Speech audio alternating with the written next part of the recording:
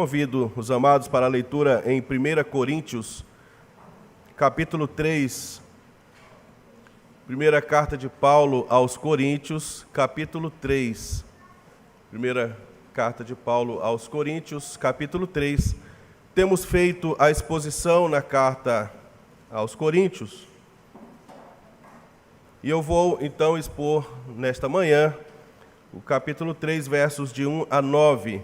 Eu farei a leitura e peço que os irmãos observem aí nas suas Bíblias. Diz assim a palavra de Deus: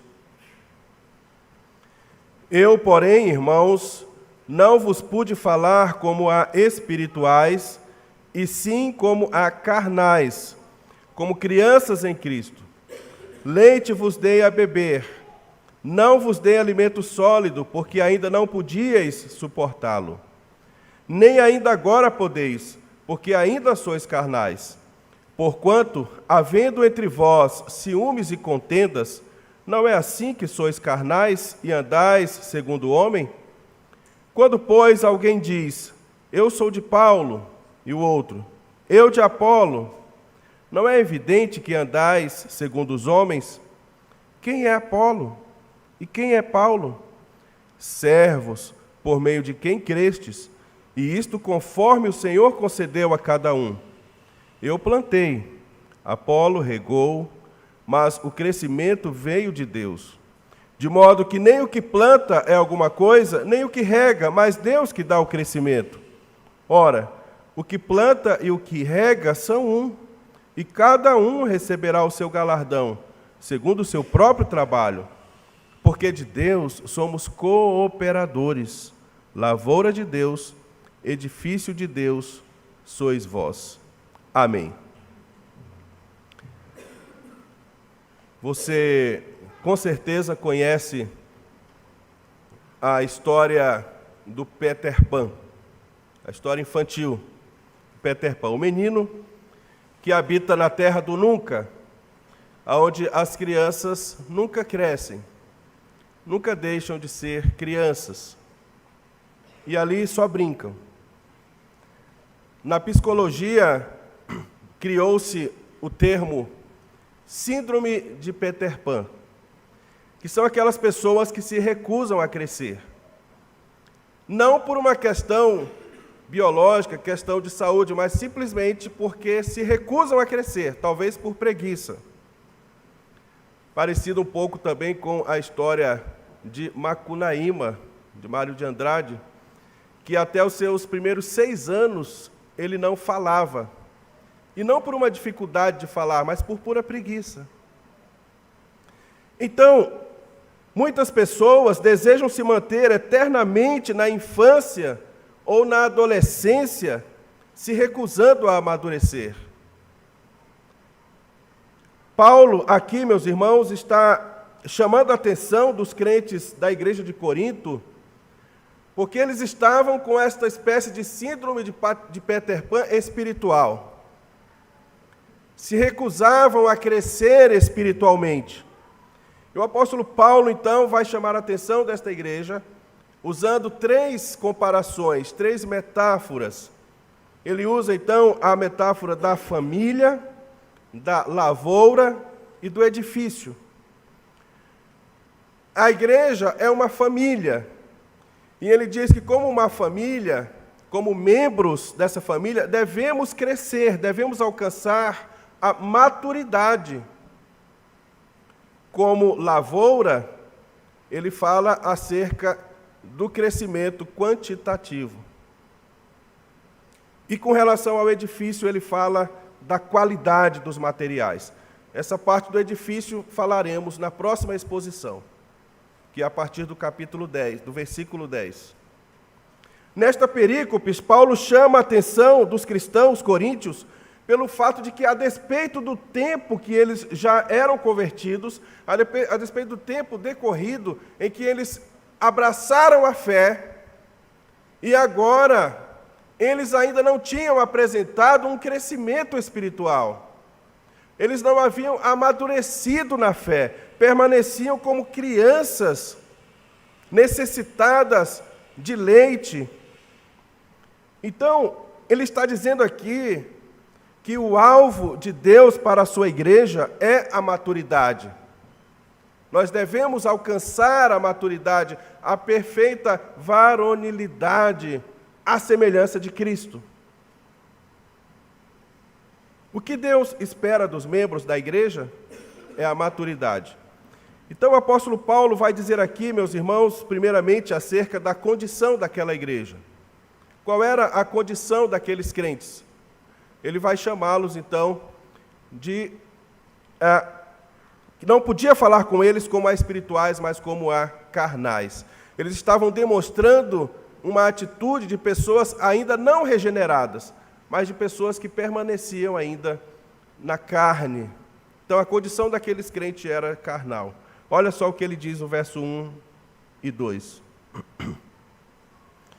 Eu, porém, irmãos, não vos pude falar como a espirituais, e sim como a carnais, como crianças em Cristo.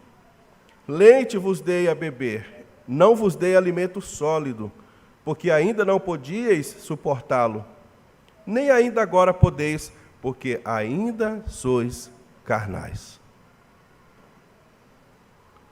Que triste diagnóstico. E olha que essa igreja não fora plantada pelo pastor Nelson. Foi plantada pelo apóstolo Paulo. E depois de um tempo, Paulo se entristece ao verificar que aqueles crentes não amadureceram na fé. Paulo, presta bem atenção, Paulo não está dizendo aqui que existe dois tipos de crentes, o crente espiritual e o crente carnal, por mais que o texto possa parecer isso. Só existe dois tipos de pessoas no mundo. O que a Bíblia vai chamar de aquele que é nascido de novo e o que não nasceu de novo. O crente e o incrédulo. Foi isso que Jesus falou para Nicodemos naquela conversa, quando Nicodemos o procurou à noite. Jesus falou claramente lá em João 3, o que é nascido da carne é carne. O que é nascido do Espírito é Espírito. Então você só tem dois tipos de pessoas. O que nasceu da carne permanece homem natural. O que nasceu do Espírito deve ser homem espiritual. O ser humano é carnal por natureza, do ponto de vista de que ele tem um corpo de carne e ele também tem uma natureza carnal. Ou seja, esta natureza que é inclinada para o pecado, é que é chamado de carne na Bíblia. É uma natureza pecaminosa, inclinada para pecar, para ir para longe de Deus, não para perto de Deus. Quando então o homem recebe a regeneração, ele passa a ser então espiritual. Ele passa a discernir as coisas de Deus, coisa que o homem carnal, o homem natural não consegue. É o que Paulo já disse isso aqui no capítulo 2. Nós estamos no capítulo 3. Paulo já disse no 2,14. Ora, o homem natural não aceita as coisas do Espírito de Deus, porque eles são loucura. E não pode entendê-las, porque elas se discernem espiritualmente. Logo, então, é inútil querer que o homem não convertido, não regenerado, não transformado, não nascido de novo, possa compreender e aceitar as coisas do Espírito. Ele não vai aceitar, a não ser que o próprio Espírito o regenere, a não ser que ele nasça de novo, aí ele vai compreender e aceitar as coisas do Espírito. Fora isso, ele continua sendo carnal, o homem natural, né? Como ele diz aqui, o homem natural. Espera-se então, meus irmãos, que o nascido de novo cresça em espiritualidade. Aquele que foi convertido, que foi regenerado, transformado, cresça em espiritualidade. Isto é, em vez de ser dominado e dirigido pela carne, ele tem um outro Senhor que o domina e que o dirige. E é o Espírito Santo. Portanto, o que o dirige, o que domina, o que lhe dá discernimento é o Espírito. Ele é então um homem espiritual. Veja, não é assim quando uma mãe e um pai observam que o seu filho não está se desenvolvendo, então estes pais preocupados levam seu filho ao médico, a um especialista. Olha, meu filho não está falando, já passou da idade, leva num fonoaudiólogo. Olha, meu filho não está crescendo em estatura, alguma coisa está acontecendo, falta de alguma vitamina, algum hormônio, algum problema com meu filho. Olha, meu filho não anda, já passou da idade. Então, quando os pais notam que uma criança não se desenvolve, logo eles se preocupam. Assim também Paulo está preocupado com aquela igreja, porque ela já deveria ter se desenvolvido. Mas eles continuavam como pessoas carnais. E Paulo, então, chama a atenção deles aqui usando uma repreensão, dizendo, olha, eu não posso dar alimento sólido a vocês, porque vocês ainda são crianças. Ora, a criança, ela precisa do leitinho, da sua papinha, da sua bananinha amassada com açúcar, sei lá o que mais. Não pode açúcar? Ela só para pegar vocês, ó, a criança não tem condição, né, de digerir certas coisas, certos alimentos. Mas a criança tem aquela comidinha, né, amassadinha, aquela papinha, o leitinho. Você não pode dar arroz, feijão, buchada de bode. Pessoal, se dá uma buchada de bode para uma criança, um recém-nascido, primeiro que ele nem vai conseguir digerir isso. Há uma teoria que diz que tem crentes que foram convertidos, ou seja, Cristo se tornou o Salvador desses crentes, mas ainda não se tornou o Senhor. Ou seja, Cristo é o meu Salvador, mas ainda não é o meu Senhor. E por isso Paulo estaria falando dessa espécie, essa subespécie de crentes, que seriam os crentes carnais.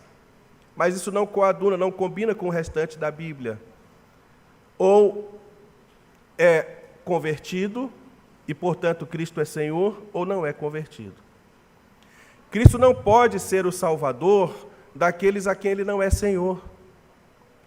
Então essa teoria, por mais tentadora que seja, resolveria facilmente esta passagem, não combina com o restante da Bíblia.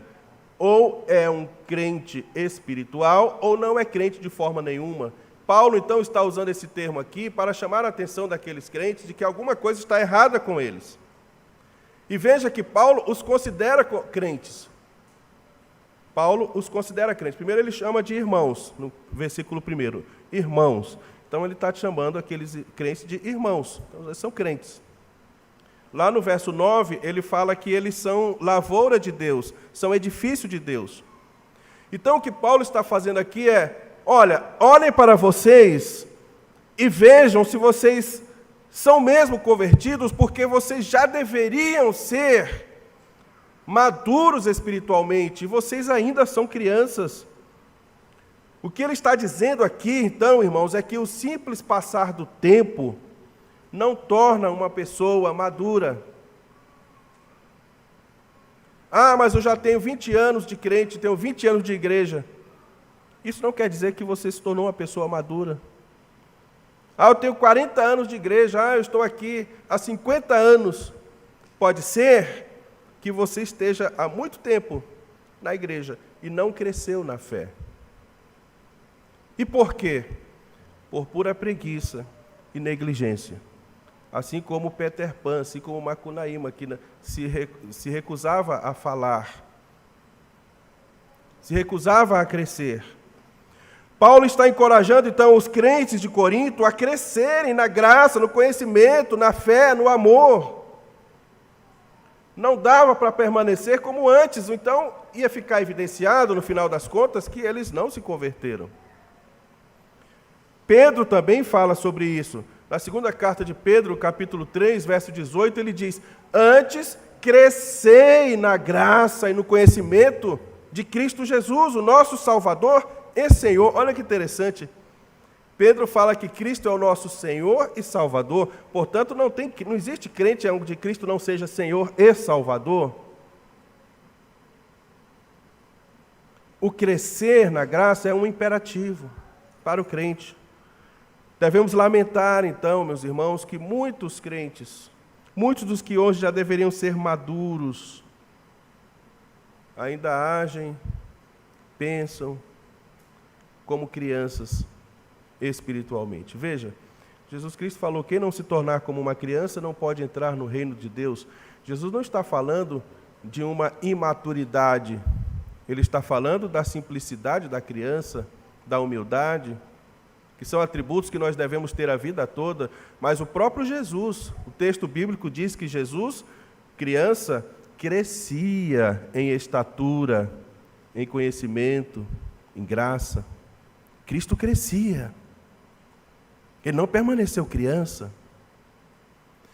Então não confunda as coisas. Ser como criança é a ideia da simplicidade, da humildade, mas é preciso crescer no conhecimento, na graça, se tornar um crente maduro, reprodutivo na fé, fazer discípulos, ser alguém que contribui com o reino do Evangelho, do reino de Deus.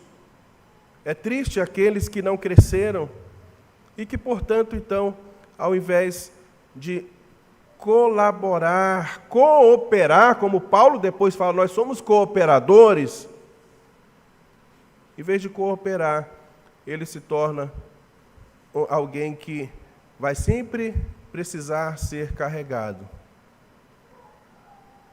Por que muitos homens, hoje em dia, que não amadurecem, se casam, e em vez de serem o ombro forte para carregar o peso da família, ele se torna o peso. A mulher, os filhos, muitas vezes têm que carregá-lo, porque não cresceu, porque não se tornou um homem de verdade. Se casou, mas continuou menino, tomando seu todinho de manhã, com Nutella, e jogando o seu videogameinho. Se torna um peso. A mulher vai ali lutando, mas tem uma hora que ela se cansa também. Porque são meninos. Paulo fala claramente: quando eu era menino, pensava como menino, falava como menino, agia como menino. Mas quando eu me tornei homem, eu desisti das coisas de menino. Então, nós precisamos crescer. Você precisa crescer como homem, você precisa crescer como um pai de família, como um esposo, como um profissional, você precisa crescer como uma mãe, uma mulher de família, uma mulher sábia. Você precisa crescer como alguém que na igreja contribui, coopera com o Evangelho, com o reino, e não continua sendo menino, porque então aí vai criar todo tipo de situações que fazem atrasar o avanço do Evangelho. Então Paulo mostra a condição daqueles crentes. Eles não haviam crescido. Agora Paulo vai falar acerca da evidência.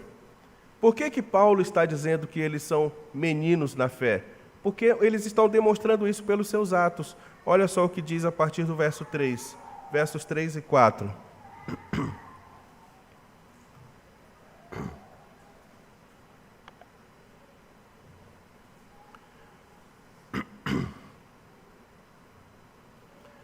Porquanto, havendo entre vós ciúmes e contendas, não é assim que sois carnais e andais segundo o homem? Quando, pois, alguém diz, eu sou de Paulo, e o outro, e eu de Apolo, não é evidente que andais segundo os homens? Evidente. Paulo está falando de uma evidência, como se fosse aqui numa investigação, e ele vai apresentar evidências cabais, provas de que eles continuam crianças espiritualmente. Por quê? A prova disso é aquele espírito partidário. Lutas, facções, rivalidades, divisões, coisas assim não podem existir na igreja. A igreja é um corpo. A igreja é uma casa, é uma família. Até mesmo o diabo sabe que uma casa dividida não permanece. Ele sabe disso. Quando Jesus expulsava demônios e os fariseus o acusavam de fazer aquilo pelo poder de Beelzebu, Baal-zebu, o diabo, Jesus fala, ora, se eu expulso demônios pelo poder do diabo, logo o diabo está dividido. E uma casa dividida não subsiste, o diabo sabe disso. Mas muitos crentes não sabem disso, não entendem que uma igreja dividida não subsiste. Ela vai apenas retroceder, retroceder, retroceder. Em algum momento vai fechar as suas portas. Porque ela perdeu a sua essência, que é justamente a unidade. A unidade. Todos aqui somos cooperadores. Todos aqui somos lavoura de Deus. Todos aqui somos edifício de Deus. Então precisamos todos também cooperar para a edificação, para o crescimento. Mas se há divisões, contendas, brigas, esta casa não subsiste. Não subsiste. O nosso relacionamento com o próximo revela muito bem o nosso relacionamento com Deus. Veja, 1 João capítulo 4, 20 diz, se alguém disser, amo a Deus, e odiar o seu irmão, é mentiroso. Pois aquele que não ama seu irmão a quem vê, como pode amar a Deus a quem não vê? Então, meus amados, amemo-nos uns aos outros. Retiremos de nós aquele espírito crítico, destruidor, faccioso, invejoso. Se não podemos colaborar, automaticamente estamos atrapalhando e espalhando. Jesus disse isso. Não existe neutralidade. Jesus fala, quem comigo não ajunta, espalha. Então procura ajuntar.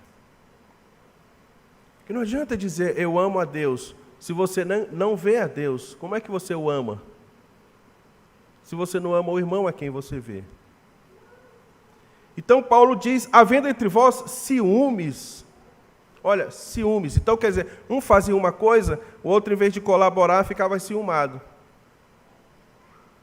Isso é muito comum nas igrejas.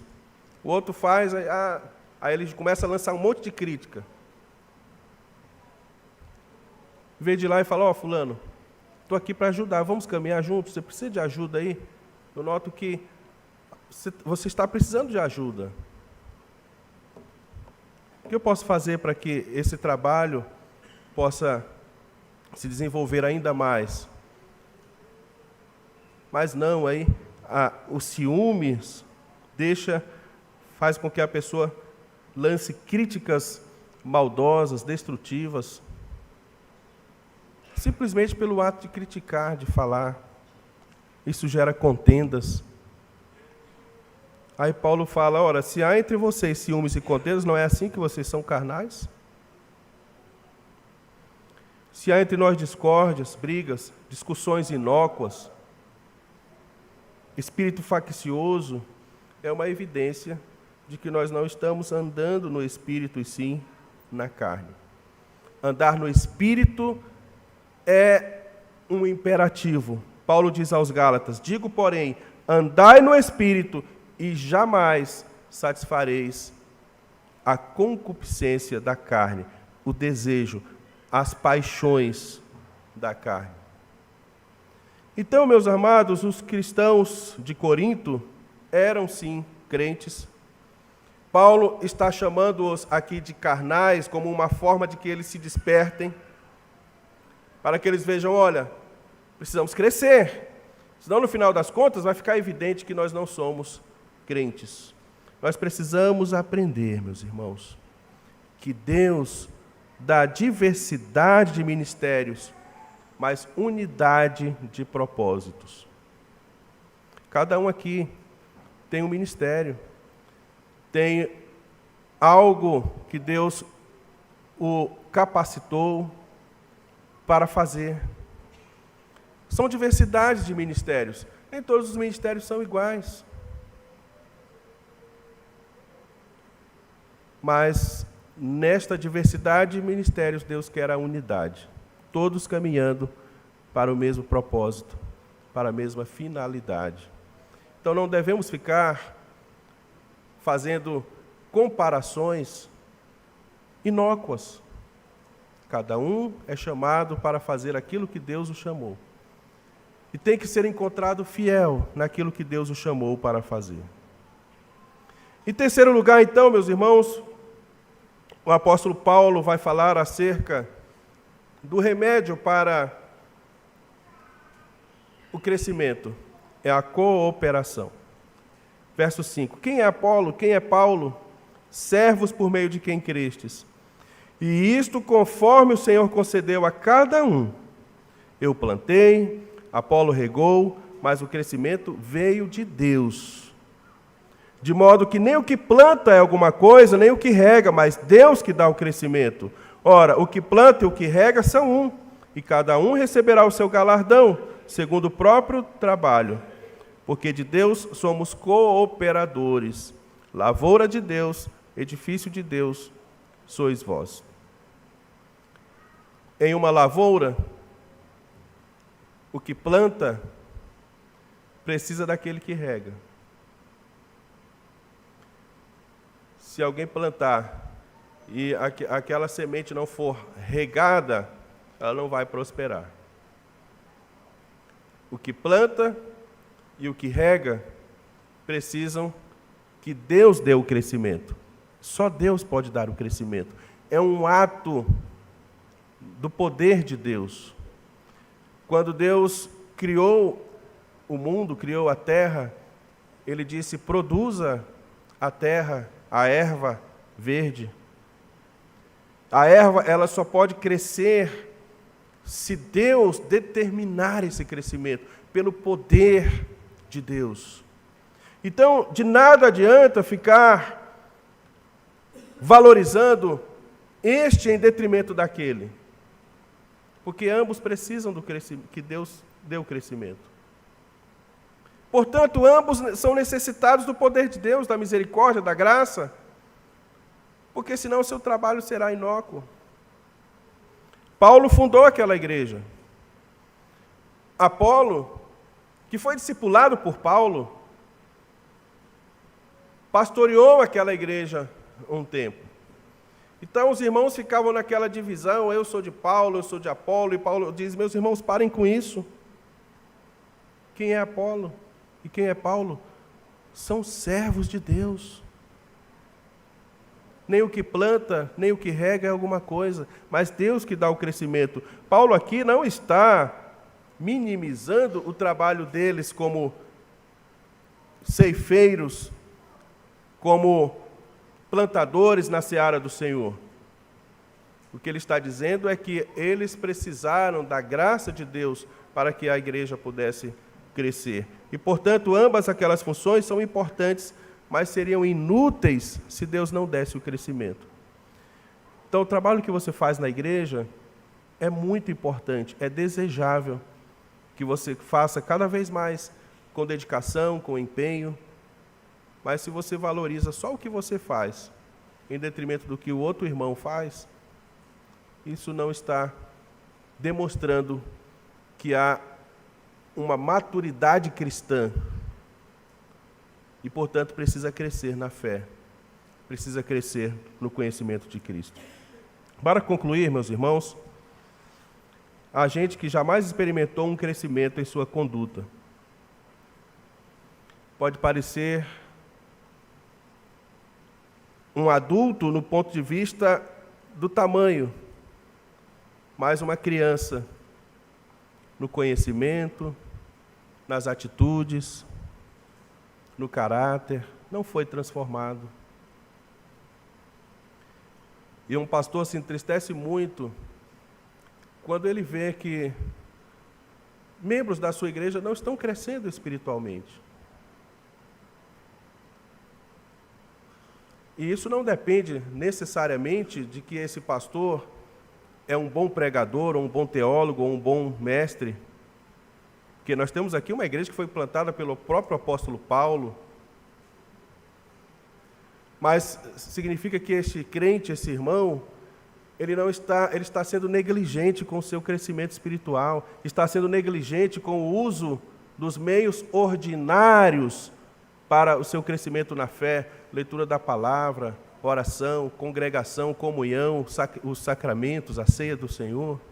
Está sendo negligente e não está crescendo. E aí, a gente se entristece. Antigamente os crentes faziam estupidez e demonstravam, é claro, para os que estavam à sua volta, que não eram espiritualmente maduros. Hoje em dia, os crentes fazem estupidez e ainda postam nas redes sociais. É uma estupidez duas vezes. E você se entristece e fala, o que acontece? Qual é o problema? Por que não cresceu na fé? Por que continua um menino espiritual?